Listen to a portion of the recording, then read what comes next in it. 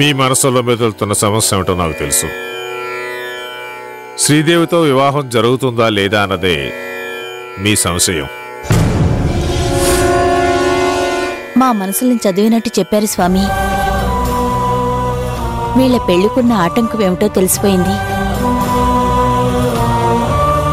అది తీరిపోయే మార్గం కూడా మీరే చూపించాలి. శ్రీ అంటే నాకు ప్రాణం స్వామి. తన కోసమే ఇంత దూరం వచ్చాం. నాకు తెలిసి తన భయానికి అర్థం లేదు. శ్రీ సరే అంటే తనను పెళ్లి చేసుకోవడానికి నాకెలాంటి భయాలు లేవు. నీ ప్రేమను అర్థం చేసుకోగలను, కానీ అది మరో అనర్థానికి దారి తీయకూడదు. తను నన్ను ప్రేమిస్తోంది స్వామి గారు, కానీ తన భయం అంతా నాకేమైనా అయిపోతుందేమోనని. నాతో పెళ్లికి ధైర్యం చేయలేకపోతుంది. నేనెంత నచ్చ చెప్పాలని ప్రయత్నించినా తను నాకు దూరంగా వెళ్ళిపోతోంది. ఆ గంగమ్మ ఎవరో, ఎందుకు గంగమ్మ అంటే ఆ గ్రామం అంతగా హడలిపోతుందో తెలిస్తే గాని ఏమీ చేయలేని పరిస్థితి స్వామి.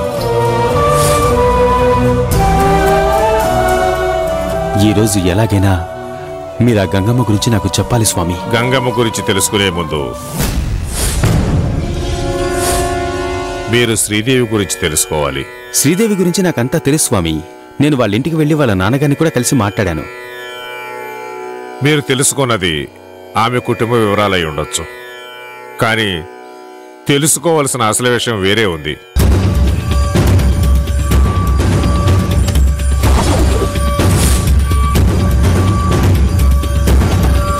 మీరు అనుకున్నట్టు శ్రీదేవి అందరిలాంటి మామూలు అమ్మాయి కాదు.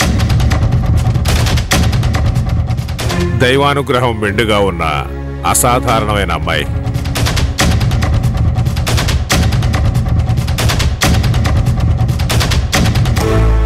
నా దృష్టిలో, నా భాషలో చెప్పాలి అంటే, దైవ సృష్టి అంటే దైవ నిర్ణయంతో జన్మించిన అమ్మాయి అని చెప్పొచ్చు.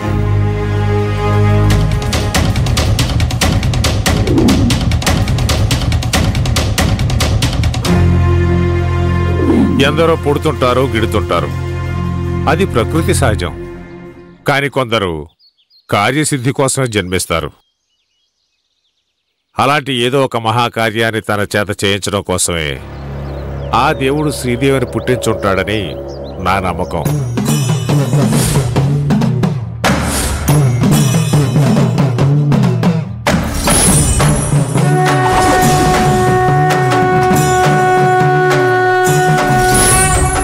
ఎందుకంటే శ్రీదేవి పుట్టుకలోనే ఒక విశేషం ఉంది. ఆడవారు ఎంతో ఇష్టంగా భక్తితో జరుపుకునే గౌరీ పూజ రోజునే శ్రీదేవి జన్మించింది. అది అమ్మవారికి హారతిస్తున్న శుభగడియల్లో. అంతకన్నా పెద్ద విచిత్రం ఏమిటంటే, ఏ నూటికో కోటికో పుట్టినట్టు శ్రీదేవి ఎదురుకాళ్లతో ఈ భూమి మీద అడుగుపెట్టింది. అందుకే శ్రీదేవి పుట్టుకతోనే ఒక అపురూపాన్ని సంతరించుకుని పుట్టింది. మీకు తెలిసే ఉంటుంది, ఎదురుకాళ్లతో పుట్టిన వాళ్లకు సహజంగానే కొన్ని నొప్పులకు స్వస్థత చేకూర్చే గుణాలుంటాయి. అలా ఎదురుకాళ్లతో పుట్టిన వాళ్ళ శరీరాలకు కొన్ని జబ్బులను నయం చేసే శక్తి ఉన్నట్టే వాళ్ళ మాటకు చేతలకు కూడా కొన్ని దివ్యశక్తులు అబ్బుతాయి.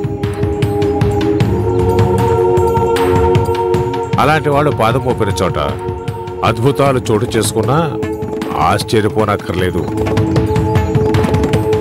శ్రీదేవి పుట్టిన క్షణం ముందు వరకు కరువు కోరలతో, బొట్టు నీళ్లు లేక, పంటలు పండక, తిండి తిప్పలు లేక, ఆకలి చావులతో ఉన్న కన్యాకాపురం గ్రామం ఒక్కసారిగా ఊపిరి పీల్చుకుంది, ప్రాణం పోసుకుంది. శ్రీదేవి పుట్టిన వేళా విశేషం. వర్షం మొదలై సమృద్ధిగా పంటలు పండాయి.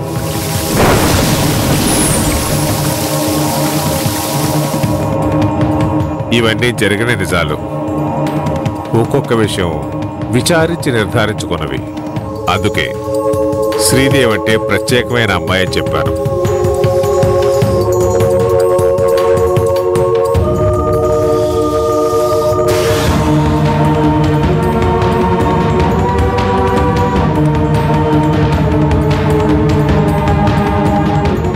శ్రీదేవి గురించి మీరు చెప్తుంటే చాలా ఆశ్చర్యంగా ఉంది స్వామి. ఇంకో విచిత్రం ఏమిటంటే వాళ్ళకి అలాంటి శక్తులు కొన్ని ఉంటాయని వాళ్ళకే తెలియదు.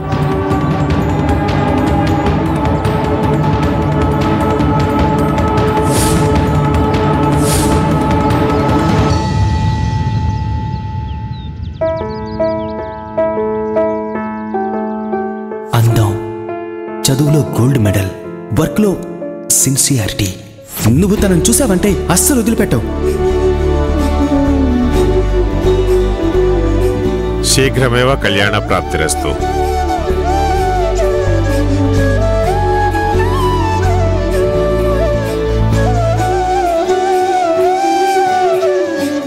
ఇతను నీకు తెలుసు కాబట్టి పరిచయం చేయాల్సిన అవసరం లేదు. ఆమె అతని తల్లి. ఆమె ఆశీర్వాదం కూడా తీసుకోమ్మా.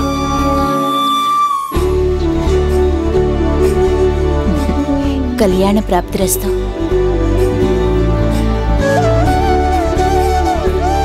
శ్రీ మహాలక్ష్మిలా లక్షణంగా ఉన్నావమ్మా.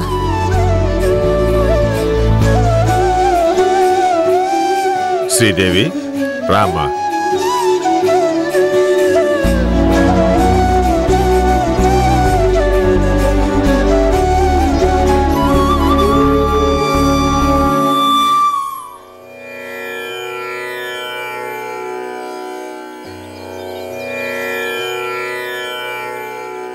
మీకు విన్నవించుకుంటున్నాను స్వామి,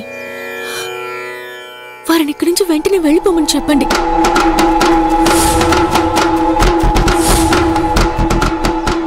మిమ్మల్ని వేడుకోవడానికి మీ దగ్గరకు వచ్చాను స్వామి. ఈ గ్రామం మరొక ఘోరం చూడకముందే వారిని పంపించేయండి. నేను వెళ్ళిపోవడానికి ఇక్కడికి రాలేదు. వెళ్ళడం అంటూ జరిగితే నిన్ను పెళ్లి చేసుకుని వెళ్తాను శ్రీదేవి. నా కళ్ళలోకి చూసి చెప్పు శ్రీ, నన్ను నువ్వు ప్రేమిస్తున్నావా లేదా? నిజమైన ప్రేమను ఏ శక్తి భయపెట్టలేదు శ్రీ. ఎలాగైనా నీ భయం పోగొట్టి నిన్ను పెళ్లికి ఒప్పించాలని మా అమ్మను కూడా తీసుకొచ్చాను. అవునమ్మా, నువ్వంటే శివకి చాలా ఇష్టం. నిన్ను పువ్వుల్లో పెట్టి చూసుకుంటాడు. నా బిడ్డలా నిన్ను నా కడుపులో పెట్టుకొని చూసుకుంటానమ్మా. ఒప్పుకోమ్మా. నా బాధను మీరెవరూ అర్థం చేసుకోవడం లేదమ్మా.